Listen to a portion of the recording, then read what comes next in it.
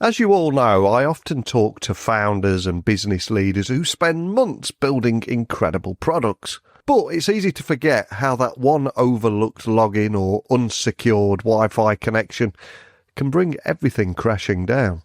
That's where Nord Layer comes in. It's a business security platform built for the modern hybrid team. No hardware, no complicated rollout, just a simple toggle-ready solution that lets you secure your entire network in minutes. And it does this by combining VPN, access control and threat protection so your people can connect safely from any device and any network and anywhere.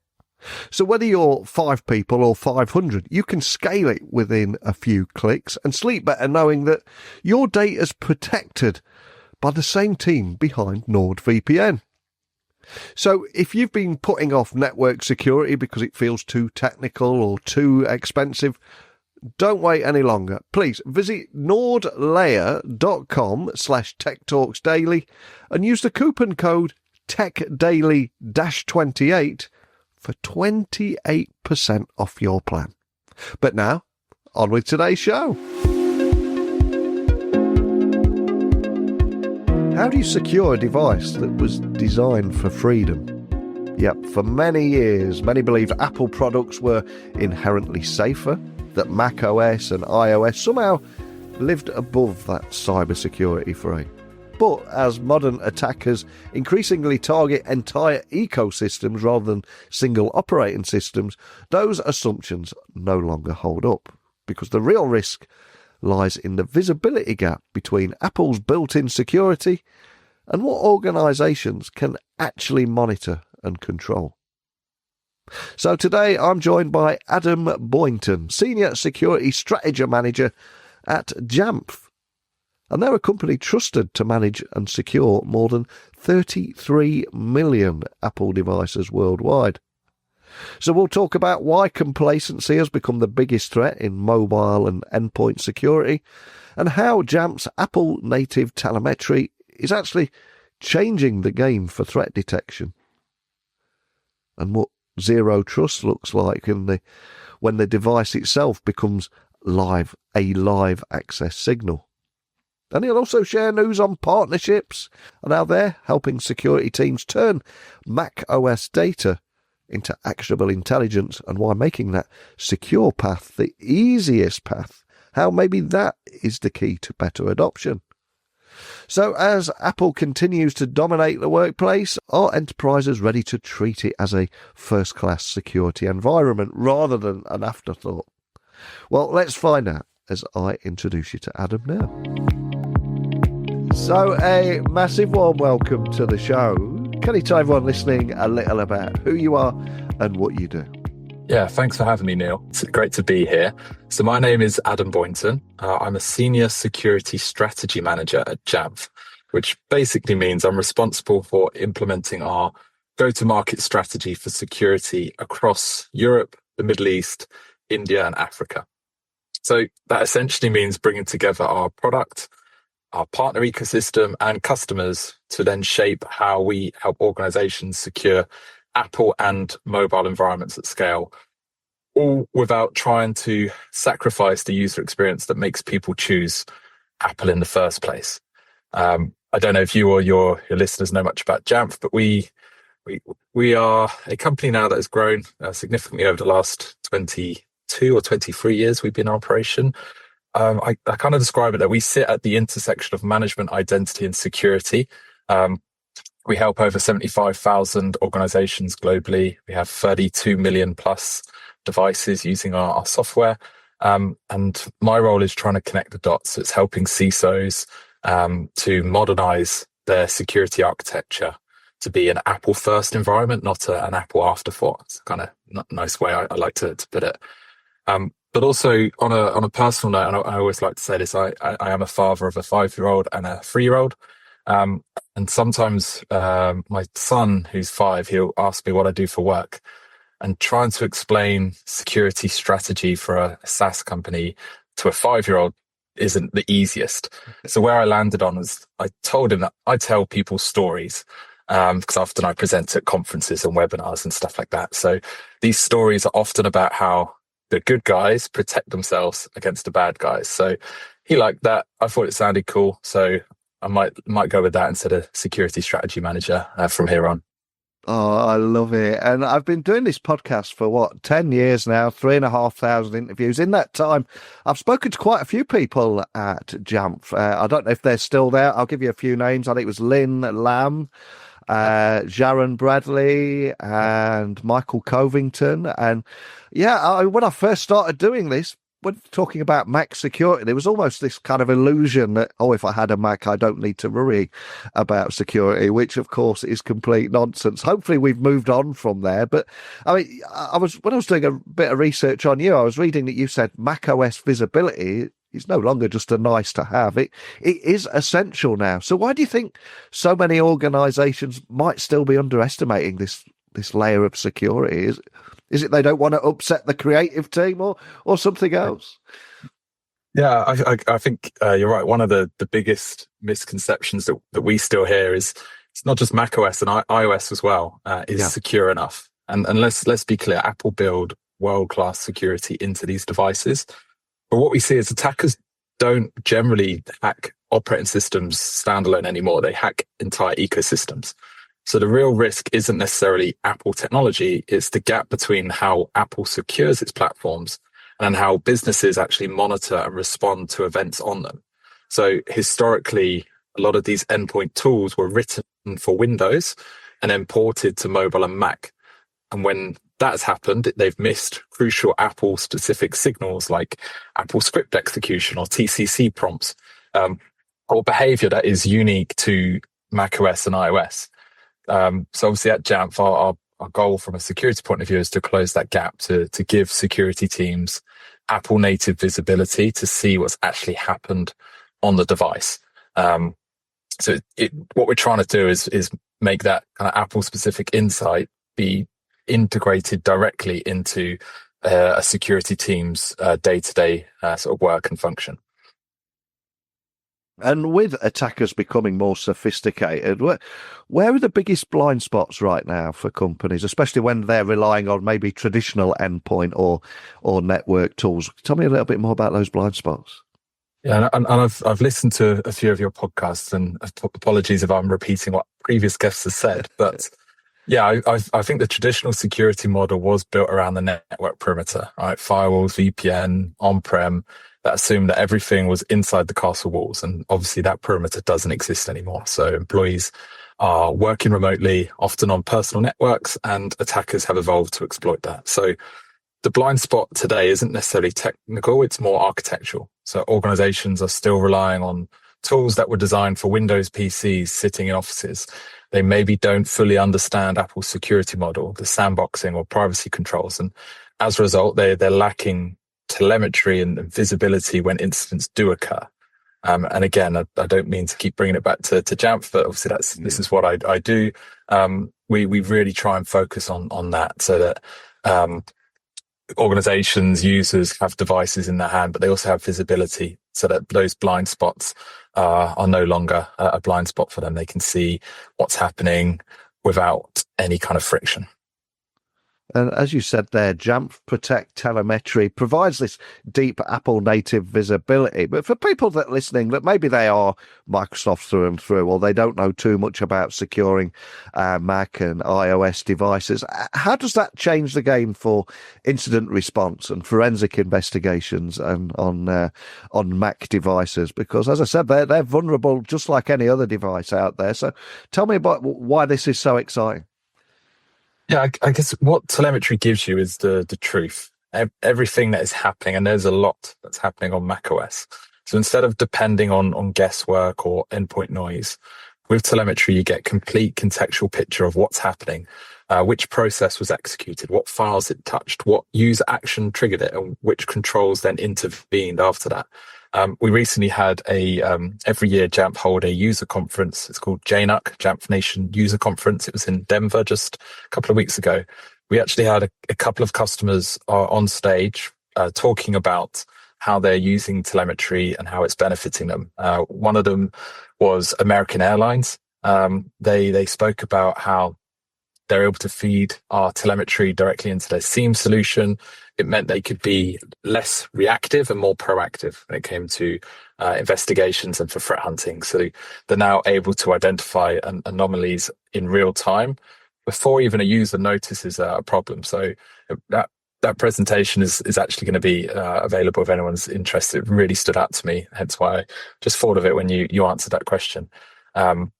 So yeah, that is a great example of where telemetry is helping an organization such as that change the game, to go back to your question.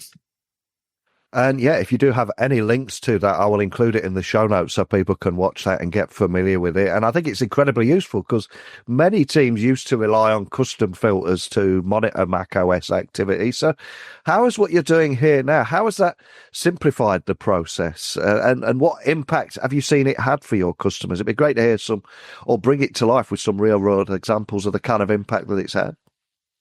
Yeah, you're exactly right. I think a few years ago, maybe a bit more than a few years ago, but certainly 5-10 years ago, if you wanted this kind of visibility on a Mac, you kind of had to build it yourself.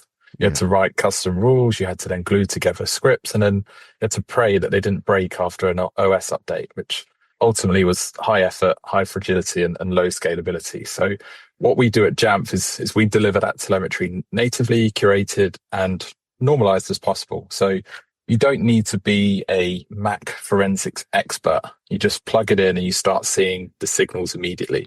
So what that then does is it frees up security teams to focus and response on insight rather than like reacting to stuff. It's kind of the Apple ethos, and we try to mirror that at Jamf. It's that simplicity on the surface, but underneath there's a lot of sophisticated moving parts. So yeah, like I said, we have numerous examples of customers utilizing this telemetry feature, even alongside existing security tooling. That is one of the things we speak to a lot of organizations, that they tell us, hey, look, we are a mixed estate. We still have a large number of windows. We can't just put all our eggs in one basket.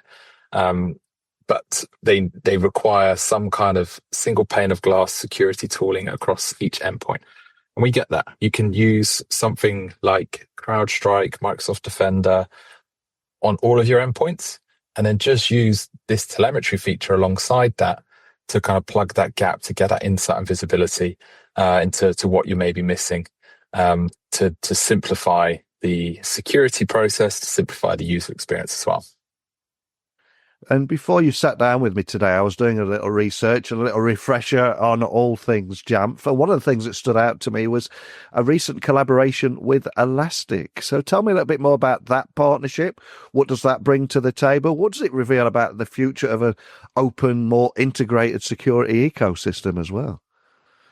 Yeah, this is something I'm personally proud of. I was part of that team, and the Elastic team are great. We have a really strong relationship with them, as we do with a number of our technology partners. But yeah, one of the best things or what we're proud of at Jamf is that we have stayed open. So we, as I mentioned, we're not looking to necessarily replace a customer's ecosystem. We want to enhance it. So that collaboration with Elastic is a great example. Jamf is providing the kind of deep Apple signals, and then Elastic brings the enterprise-wide correlation. So together you get context. So for example, if you see a phishing domain was blocked on a Windows machine, or maybe even an iPhone, and then you can instantly link that event to suspicious lateral movement on a Mac. So you get in this all of the visibility from the endpoints that you have in the field into one centralized place. So it's a great example of how you can kind of utilize best of breed technologies to kind of get that outcome. And yeah, we're also, there's a few other exciting announcements we've made recently at JNUC. We have a new platform API, sort of controls, and a Terraform provider, which is essentially going to allow teams to codify that integration. So you can have Apple security as code. So it will be consistent, it will be reviewable, and then allow you to automate this across global environments. So it's exciting times for that kind of technology partnerships that we have at Jamf.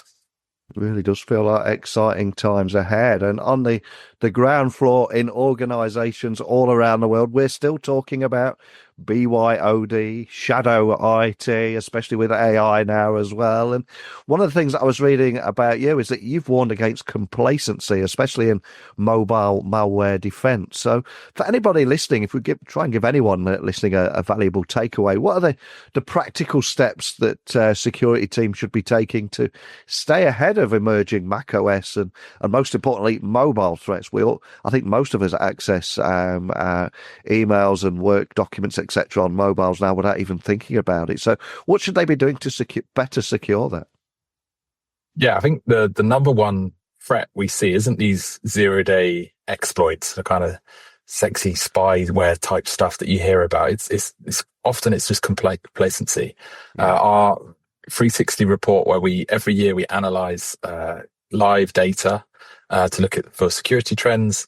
For 2024, we found that 32% of organizations had at least one Mac with a critical patchable vulnerability sort of running. And actually over half, about 55% of mobile devices in the workplace at any given point are on an outdated version of operating system, which obviously leaves them exposed to known exploits.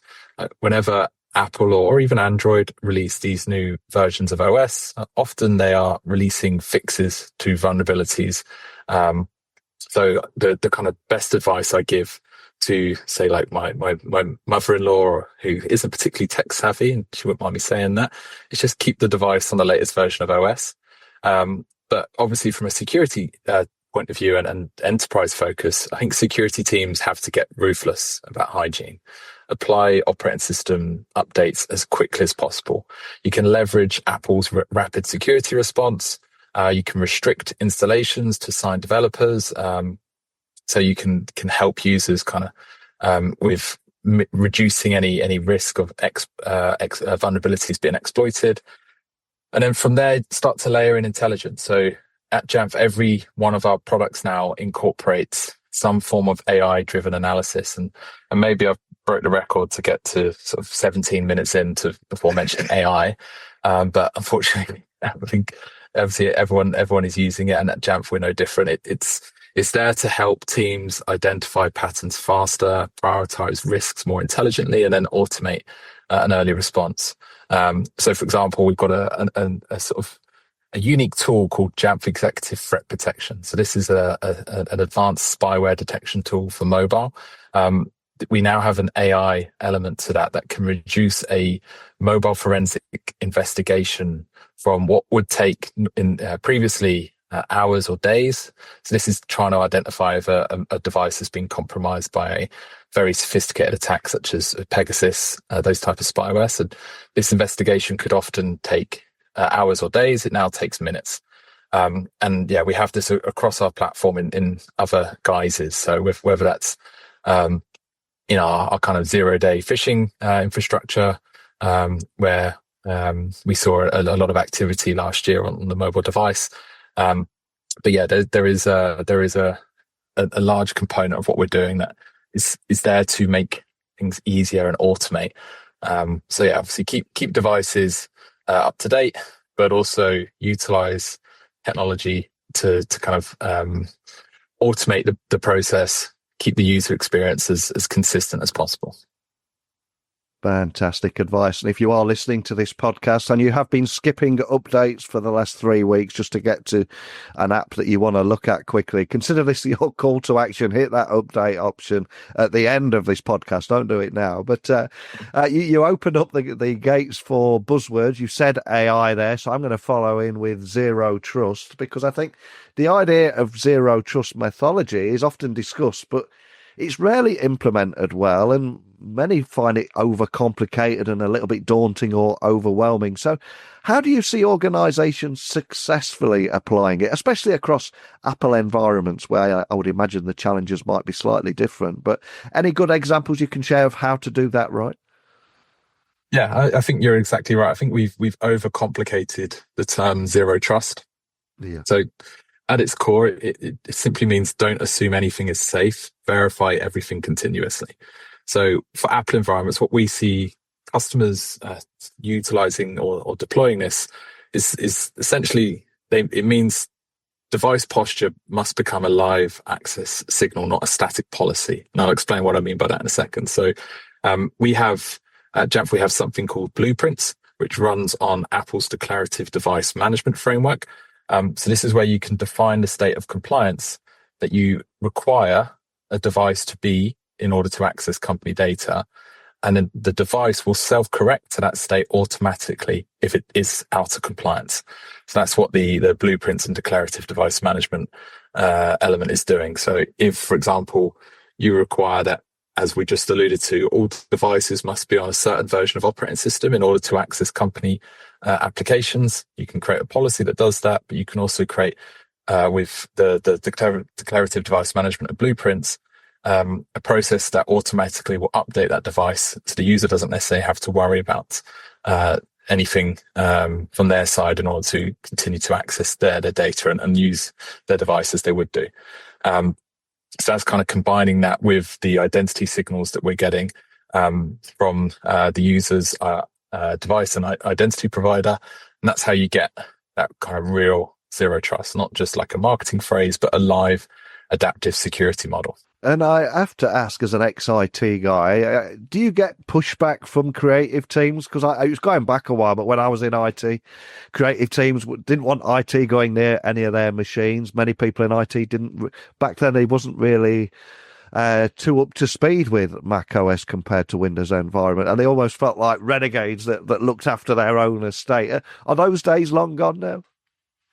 Yeah, I think one of the secrets to our success is that we operate in the background. So a lot of the time you will have software running on the machine that you either won't realize or you'll just think is part of the native security tooling that's built into the operating system.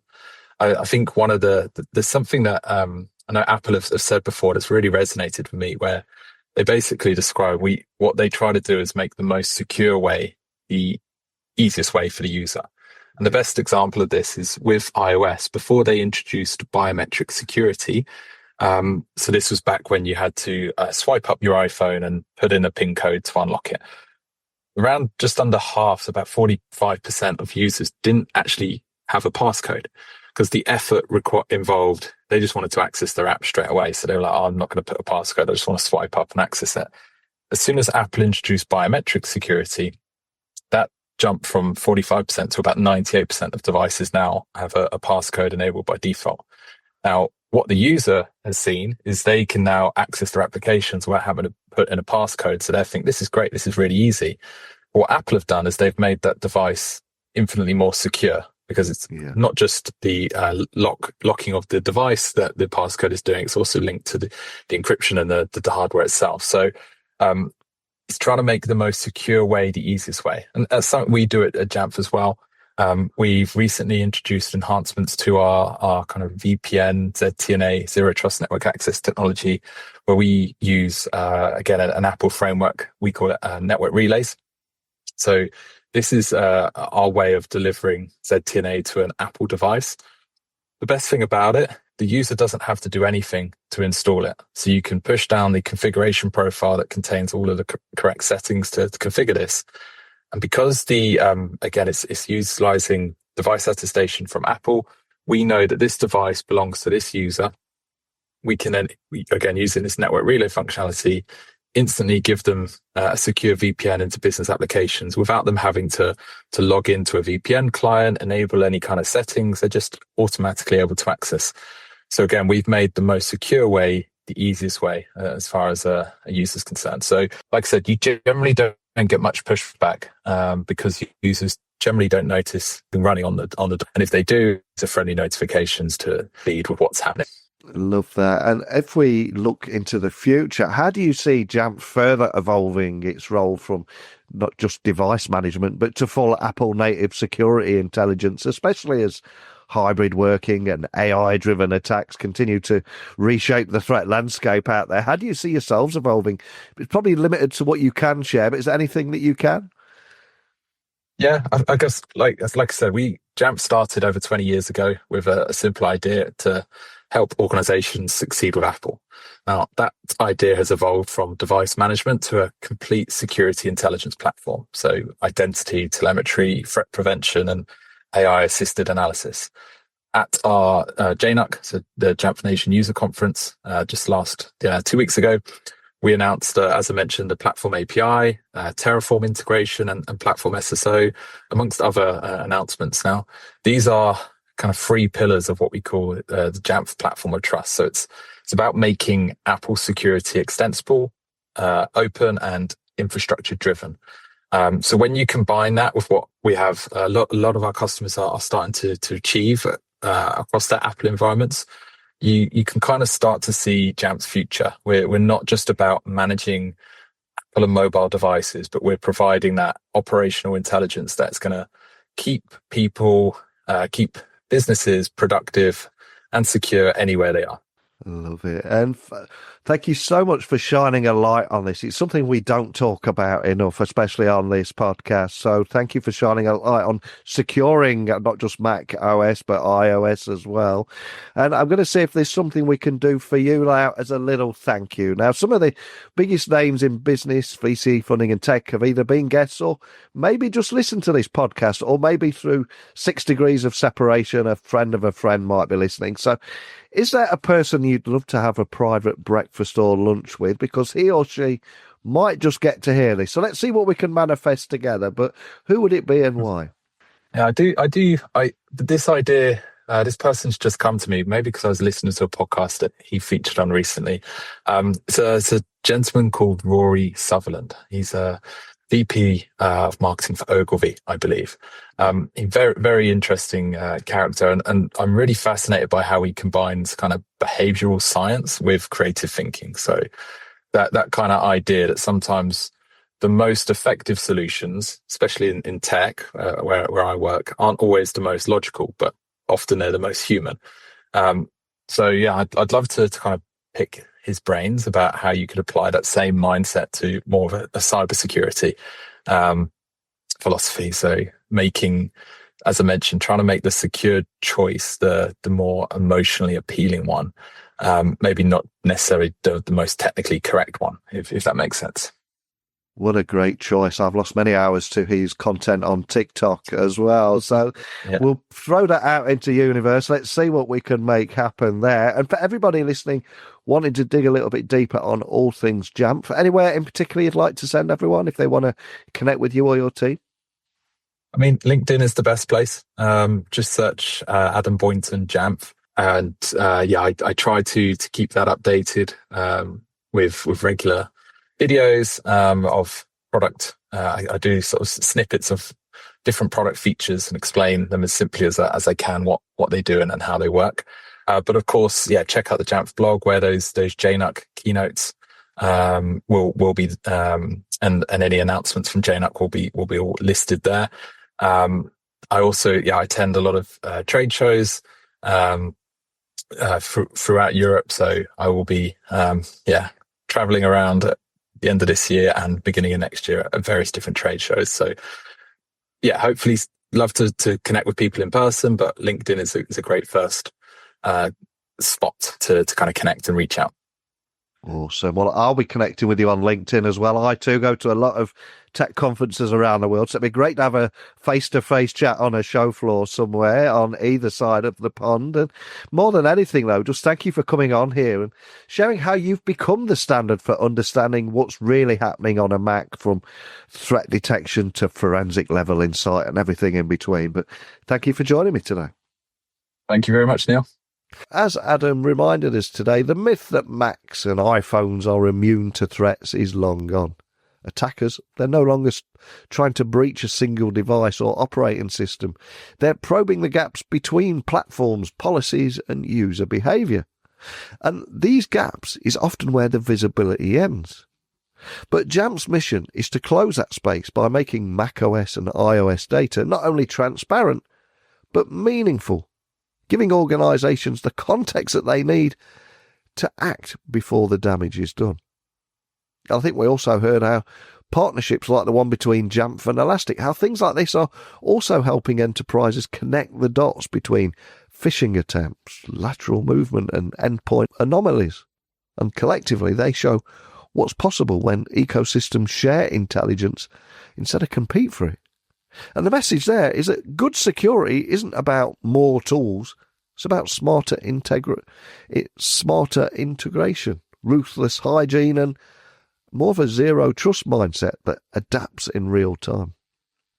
So please check them out. Let me know your thoughts. I mean, do you think organizations are finally giving Apple the security attention it deserves? Join the conversation and share your perspective.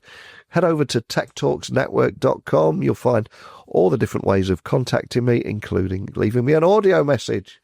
But that is it for today. So I'll be back again very soon with another guest, but I'll speak with you all then. Bye for now.